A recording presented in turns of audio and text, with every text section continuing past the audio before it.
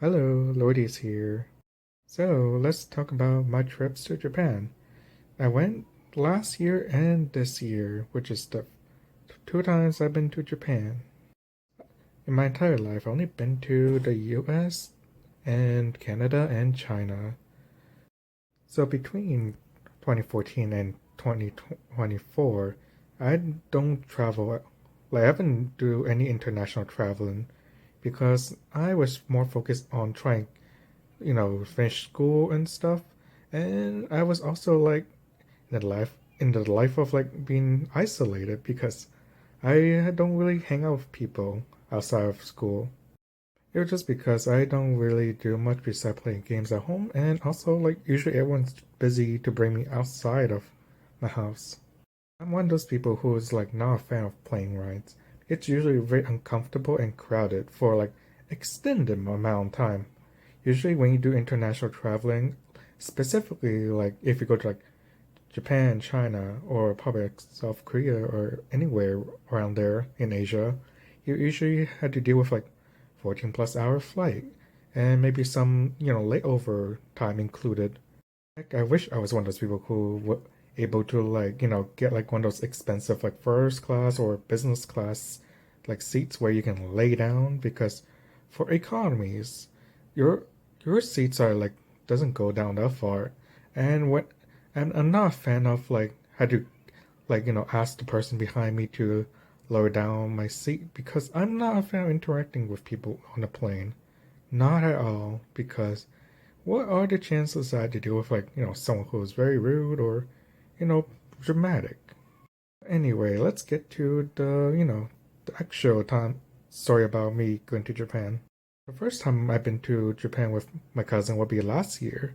So we were like having celebrating, I think it was like Chinese New Year's or something, when my cousin came over to, chit chat and have dinner with me. And we were just, she was like, she brought up the idea of like, hey, do you want to go to Japan this year? I was like, hmm.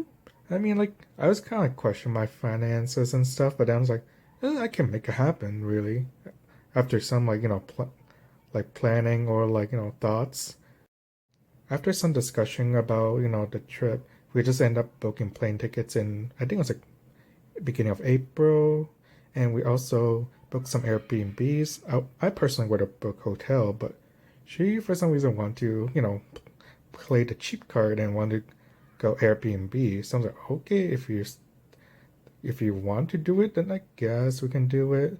So I was the one who's in charge of like booking the Airbnb, and she was in charge of booking the plane tickets.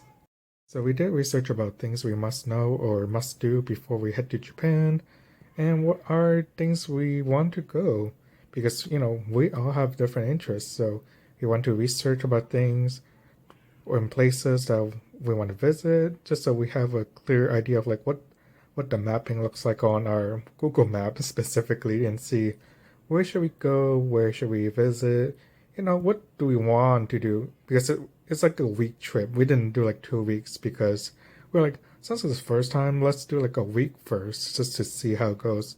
I think we also like wasn't sure how long we want to be there for, so we did like a week as like a test in the water first trip. Besides researching, I also did some like Japanese learning by like watching YouTube videos to like learn some like how to say and ask like certain things, because I don't want to like have to pull out Google Translate every single time. It's also me trying to give the country some respect on like me visiting the country, I learned their language, a set of rules and culture right before visiting it. Also trying to show them that I have interest to the country and stuff.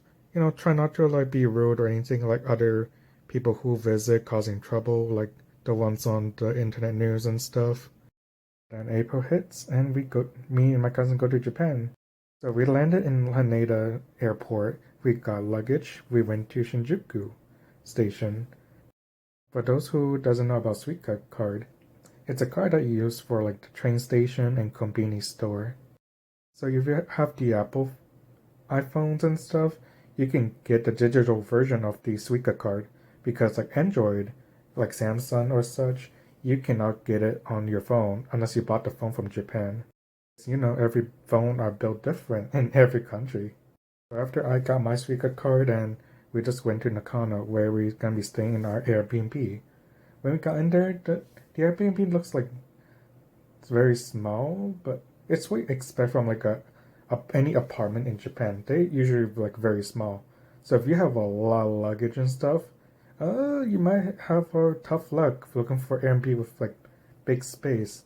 Even hotels, a lot of them, especially any of the cheap ones you go for, it also has like very small space to like put all your luggages. So you might want to like do a little bit like deeper research to see like which like hotel or Airbnb is like the best fit for how much suitcases you can bring. So after we set down our Nakano Airbnb, we went to the Nakano Broadway, which is like 5 minute walk from our Airbnb.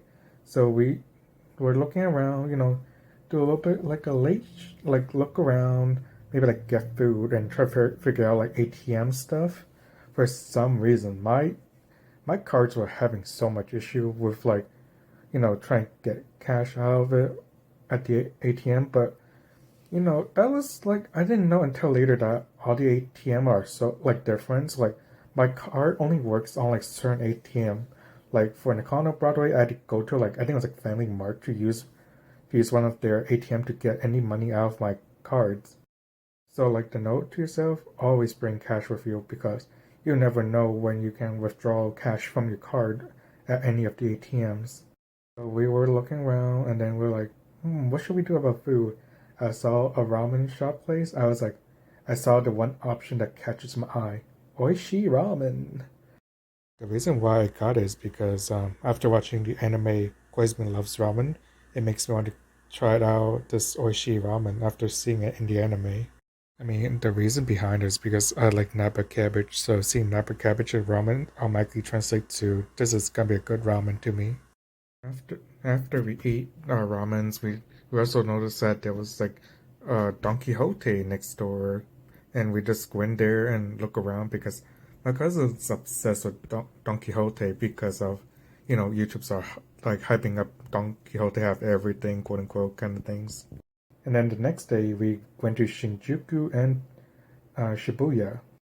One of the things my cousin wanted to do in Japan was go to shrines, and we were like near the Meijin Shrine or whatever it's called, right in between like Shinjuku and Harajuku, I think it was. So we went there. We did go to Harajuku, but it was still a bit too early, so we walked our way to Shibuya. We did shopping there.